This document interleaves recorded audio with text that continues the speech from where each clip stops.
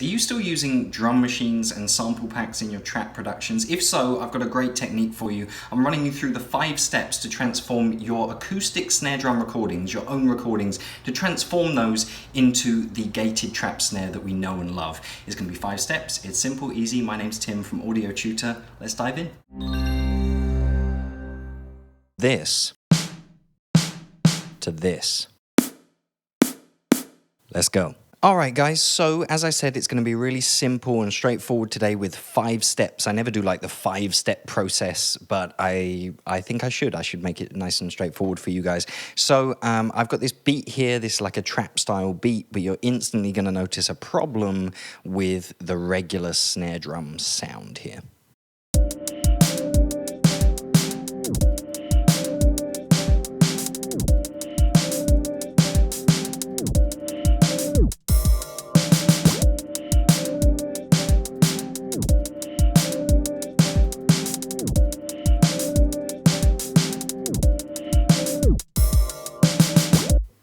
Alright, so did you notice the problem? What was the problem? Well, the snare drum sounds like a rock snare. This is my own recording of a snare drum that I've chopped up to put in this beat, but it just sounds there's way too much body. It's big and boomy and thick like a rock snare. That's not really what we're going for here. We want the tight, snappy trap snare that we know and love, that we've heard in records by Drake and a million other people. Alright, so there are 5 steps. The first step, as you may have guessed from the name gated snare, is a gate. It's a noise gate. So we're going to add a noise gate. If we go over here, this is a noise gate over here. And those of you who have used a noise gate before, well, you might understand what's going on here. Those of you who haven't used a noise gate before, I'm going to try and quickly just kind of go through the basics here. So first off, the 3 dials you need to look at are threshold, it's right here, attack over here, and release over here. So what do these dials do? Well, the threshold dial is essentially telling this gate when to open, right? So I like to think of it like a water gate, maybe. So when the level of water rises, let's say there's water running down a stream and it gets to a gate, and when that water rises to a certain level, the gates are going to open. All right, so that's your threshold. If you think of that, but replace the water with audio volume, right, the gate is going to open once things get to a certain level. So here, the gate's going to open once we get to minus 19 dB. How are you going to find your threshold? Well, the thing to do is take the threshold all the way up to 0 dB, right? And what you'll find now is like nothing will get through, right? So let's have a listen to that.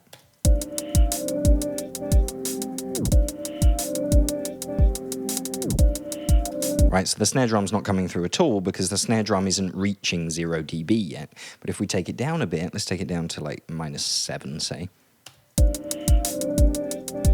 Still not coming through. Let's take it down -11.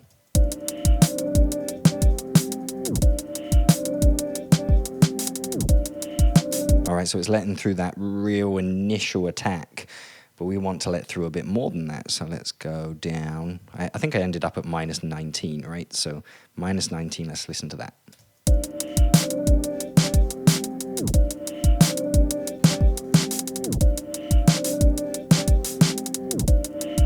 All right, so it's letting through that snare drum now because a lot of that sound is reaching -19 dB now, so it's letting it through.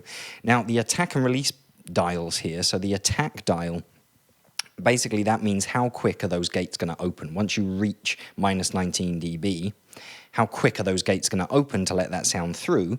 I've set it as 0 milliseconds. That's technically impossible, so I don't really know why they write that on here, because that would defy the laws of physics, I'm sure.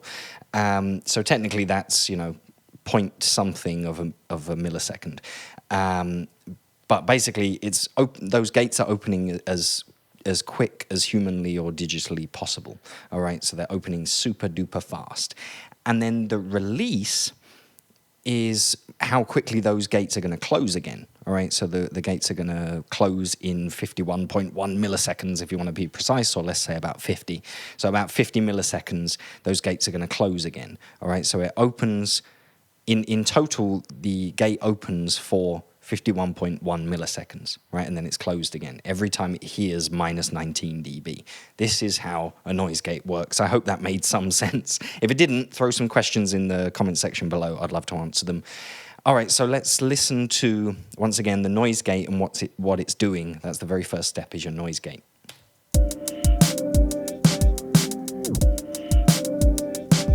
All right, let me take it off.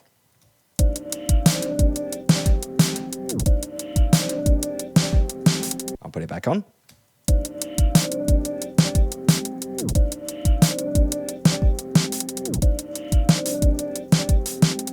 All right, so it's kind of taking some of that tail end off of the snare drum. That's kind of what you want, because you want it to be that sharp, snappy sound rather than the big, boomy, full of body fat rock snare sound. All right, so that's the first step.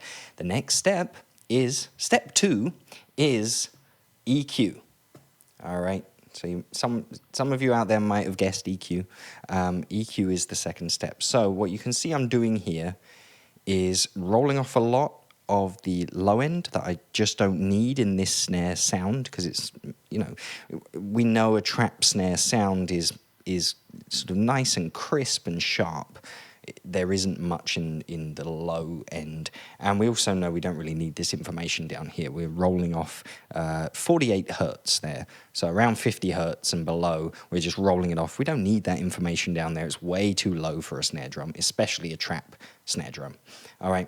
And then what else we're doing here? The biggest, most important thing we're doing here is boosting up here in the very top end. So over 10K or 10,000 hertz, if you want to call it that, we're boosting by a lot. We're boosting by 10 dB. It's madness, right? So we're boosting a lot because we really want to brighten up that sound a lot, because it needs to be really nice and crispy. Then we're adding some of this more sort of, this is like your radio frequency. I always say this is kind of that I want to say fuzz, or like a walkie-talkie sound. If you wanted a walkie-talkie sound, you'd be looking for this area of the EQ spectrum. So this is that area. We're adding some of that to add some of that sort of, not harshness, but sort of, I guess crispiness around there. But that radio walkie-talkie sort of frequency, if you can imagine that, that's that area right there. And then if we go further down, I've added some here, 164 hertz. That's that. There was some nice beefiness in the snare that I wanted to just poke through. So that was kind of, like a subjective choice, I guess. But have a listen with the EQ on.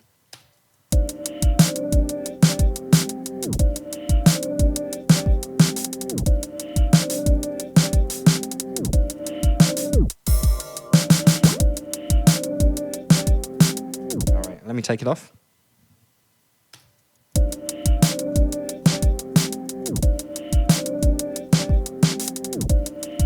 Put it back on.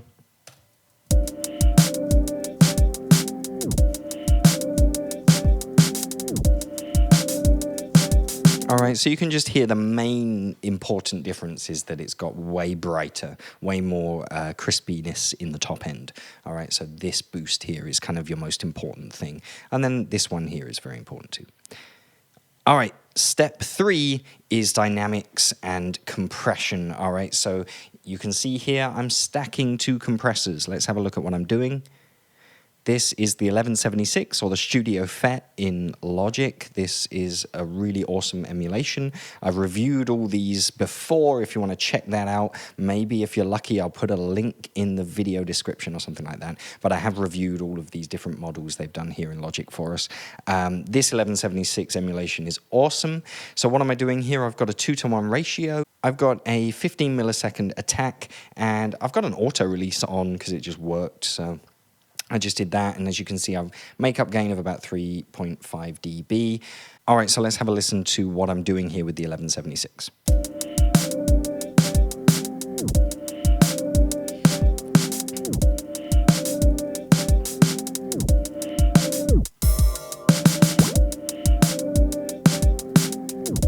Okay, so it's huge amounts of gain reduction there. We're talking like it's maybe 11, maybe 12 dB, somewhere around there.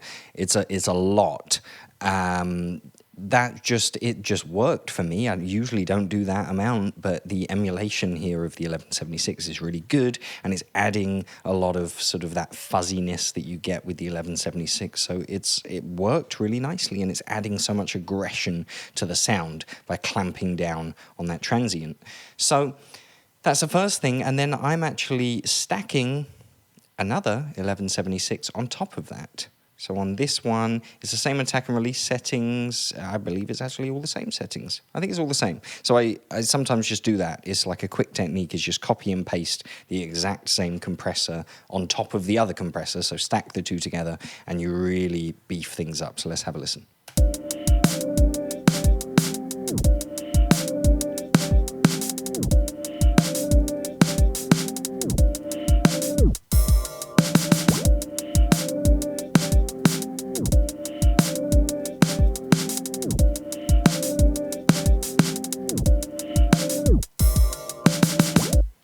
And yes, we aren't level matching here because I guess I was a bit lazy. I did this quickly. But usually when you're using an EQ or a compressor, you should try and make the effort to level match. So make sure you like head on over to the output gain and make sure your levels on the input and the output are the same, just so you know that you're doing things correctly. In this case, I know it is getting louder, but it is making a nice difference. So stacking two compressors there. All right, the next step. So what are we on now? We've done one. Step one was noise gate. Step two was EQ. Step three is dynamics and compression. Step four, now this is an interesting one, is pitch shifting. All right, so in order to tighten things up, you want a tight, crispy snare drum. What you would do in the real world is you would tighten the top head of the snare drum. You would tighten the skin on that drum to make a tighter sound right out the gate, right there. So what we can do here in Logic, you can totally use a plugin. Heading down here in Logic, you've got pitch and you've got pitch shifter, you've got a vocal transformer. There's a million third-party plugins you can use for this, and I'm sure if you're in another DAW, there will be a pitch shifting plugin that comes with your DAW that you can use. But a great way to do it here in Logic, for you Logic users, is just select the audio like that, and then you head on over to Region, to transpose over here. You see it says transpose, and you can do fine tune as well, but transpose here, I think what I found worked for me was about 7 semitones. All right, so it works in semitones. So you just type that in and it does it for you automatically, which is awesome. I think that came with a more recent upgrade, but it's so quick, such a quick way of transposing things and pitch shifting. So let's hear the difference that's making.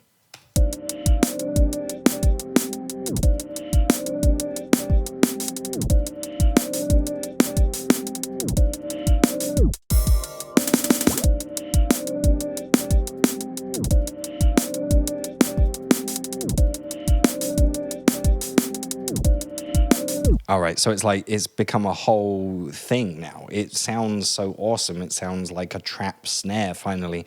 Just we're taking it up and essentially tightening the top head of that snare drum has just crisped things up so much. So let me, I'm going to go back and transpose it back down so we can hear the difference.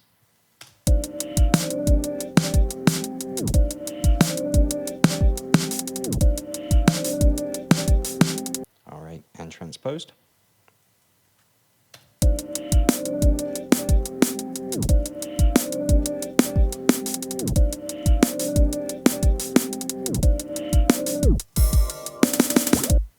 All right, so that's making a huge difference, and we are almost there, my friends. So we're 4 steps in, we've got one more to do.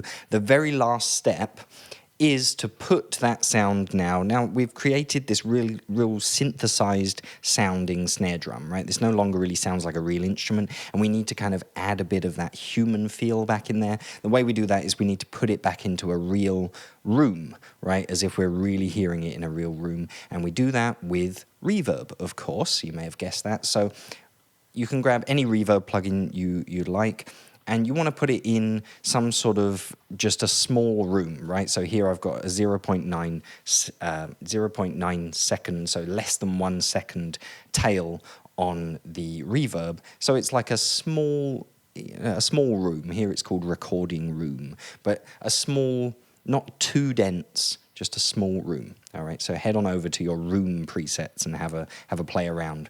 But let's have a listen to what difference this is making.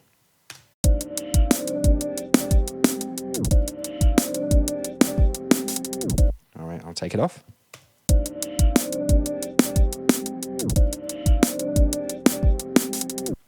And back on again.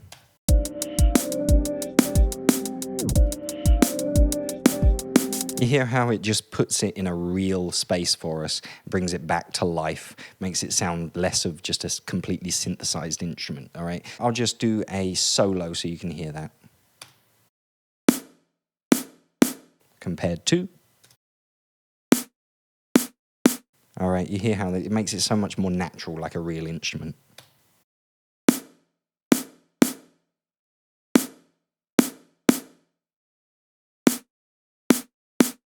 All right, so that's just the final little touch there. So 5 steps, guys. I hope that made sense. I hope that was simple enough for you. Step 1 was the noise gate, all right? That's why it's called a gated snare. The noise gate. Step 2 was EQ. Step 3 was compression and dynamics. Step 4 was pitch shifting, of all things, or transposing, if you want to call it that. And step 5 was putting it in a real space using reverb.